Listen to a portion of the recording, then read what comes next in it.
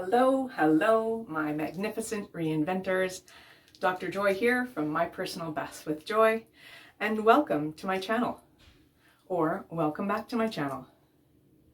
And today in this short video, we're going to talk about minimalism. Have you heard of it? Have you wondered what it means? Have you been curious about how to get started? Well, today is your day. You're going to love this. That's what we're going to talk about. Before we get started though, let's get a hug. Who's ready for a hug? All right, so I have my hug bell handy.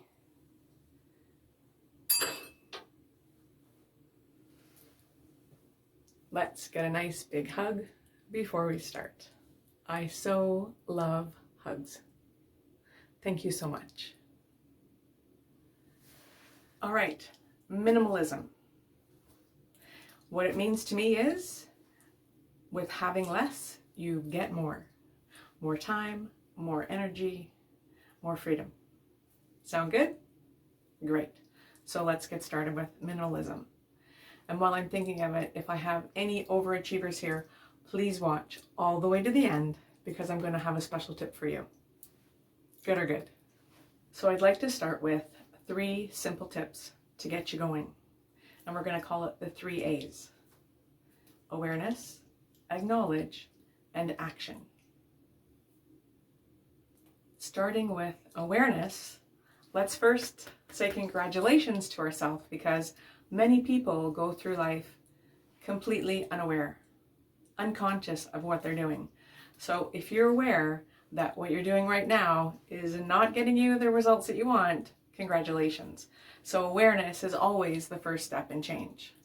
So you're aware, that's great. What you're doing right now, what you've been doing is not getting you the results that you want. And sometimes that awareness can bring on some discomfort. So if that's the state that you're in, it's okay. You'll get through this. And when you've developed some patterns and some habits that may not be serving you as well as they could be. And so it's giving you the results that you don't want. And there can sometimes be some discomfort, but we'll get through it together, okay? And going from the awareness, you're going to acknowledge next that there are some things that you want to choose to do differently. Because I'm sure you've heard this before, that when you do the same thing over and over again and you expect different results, that's the definition of insanity. So we're not going to go there. We're going to make some changes. Consciously, deliberately, make some changes, and we're going to do that with a plan. And that plan has 3 parts. The first part is that we're going to commit to a start date when this new habit of minimalism is going to get started. We're also going to have an end date. So when we're going to complete the task by, right? So it's going to start at a certain time, it's going to end at a certain time. And then in between that, you're going to have some time to prepare. Okay? So let's talk about the start date first. So when you're starting something and you make the commitment, what you want to do, and when you draw that line in the sand, is actually put it on paper. Put it somewhere so the universe knows that you're making this commitment. It's somewhere besides just in your mind. So write it down on your calendar. Put it in your calendar on your phone. However it is, you keep track of what you do. Make a note of it and keep track. Okay? The second thing is think about what you're going to need, how much time you're going to need, and I want you to be realistic. Okay? So you know your life the best. When are you going to have time? You know, if you're working 3 jobs, going to school, then your time is going to be a bit limited. So keep that in mind, how much time you put in between the start date and the end date. Whether you're going to do it in the morning before you get up and the rest of the household is up and before you go to work or go to school. You're going to do it in the evening after you put the kids to bed or after you get home from work or whatever that is in your life. Or you're going to do it on the weekends because that's when you have the most time. So prepare. And then what are you going to need? So when you're preparing to minimalize things, you're going to want to put stuff in boxes or in bags, in a suitcase, in an envelope, in a photo album, I don't know, somewhere that those things are going to have to go somewhere. And I'll talk more about that as we move along. So start date, you're going to acknowledge when that's going to be, write it down, put it out to the universe. Prepare for what it is you're going to need while you're doing the minimalism acts. And then the end date, I also want you to write that down, keep track of it, put it in your day timer, put it in your phone calendar, put it in your paper calendar, somewhere, put it somewhere so that you can keep yourself on track, hold yourself accountable. Okay? Very good. And the reason I say all that about the planning is we want to set ourselves up for success. So when you're starting something, I would highly recommend that you start small with an area that you know you can accomplish and you're going to have success in, because you want to build on that success. So what may not be the best idea is, let's say you've had something that's been on your mind for the last 10 years that you need to clean up and you can't believe that you haven't done it yet. Don't start there, okay? Start somewhere smaller and work up to that, because once you've done it, we're going to talk about that again later, you'll learn, right? You'll learn what worked. So start with something small, okay? All right, so we're making great progress. We've got our start date. We've got our end date. We've prepared ourselves. Now comes the fun part, getting into the action to actually reduce what you've got, bring it down to a manageable level so that you can be happy with what you have, know what you have, and not have anything that's going to weigh you down or be unnecessary that you're not using, right? So let's get into action. This is where what you've prepared for comes in handy. So I recommend that you choose some different piles to put things into. You can start with something that you want to keep, because the reality is when you're going through things, you may actually want to keep something. We hope that's a small pile. Second pile is that you're going to share it. So you know someone that is going to absolutely love the item, the thing, the clothing, whatever, or is going to need it. Great, share it. Or you're going to part with it in another way, you're going to donate it. That's great too.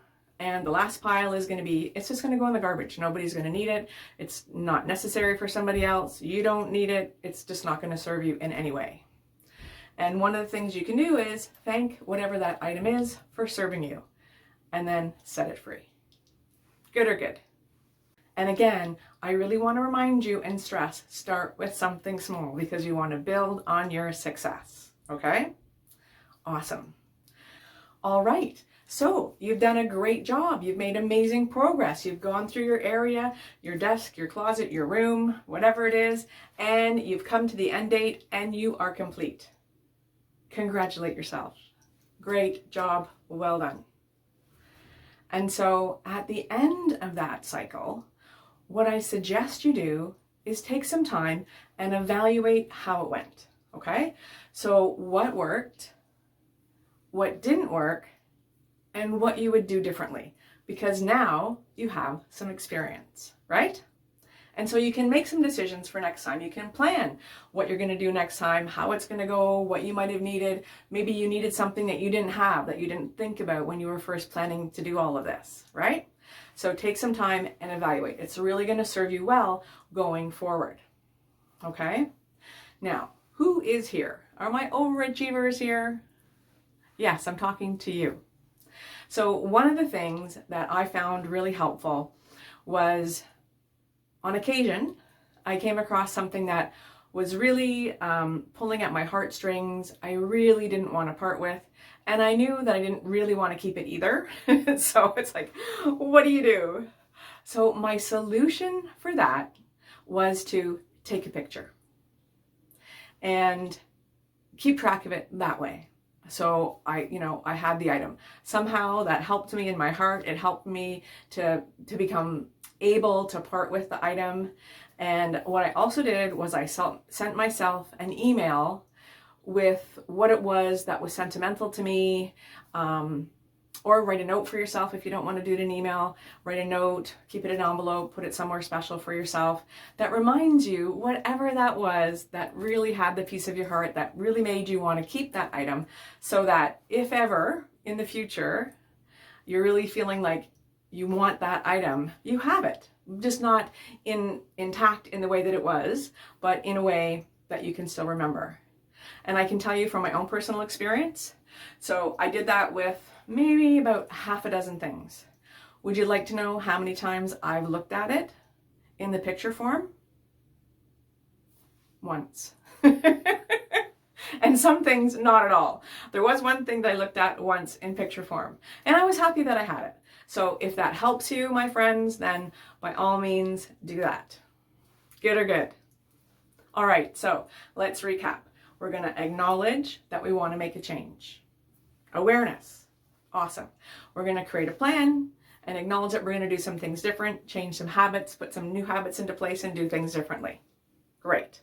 Number 3, we're going to get into action and actually do it by setting the plan. Start date, end date, and prepare. And once you've done that, I would love to hear from you and let me know how it went. Because you know what? You can do it. Yes, you can. Anything is possible. So thank you very much for letting me share with you my tips on how to become minimalist. And it really is a process. And there's no end result that is carved in stone. You want to make it comfortable for you. Whatever it is that works for you. So there is a wide range of ways to be in minimalism for you. So do whatever works. All right? Now, before we end this, let's get a hug.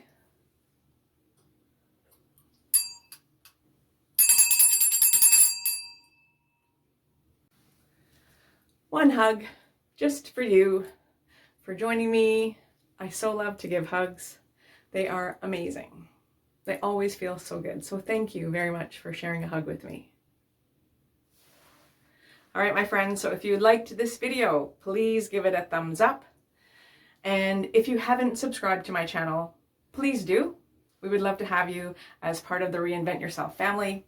I'm here for you, and I'm committed to having you reinvent yourself to live your best life. And you can also tap the notification so you will be notified when the next videos come out.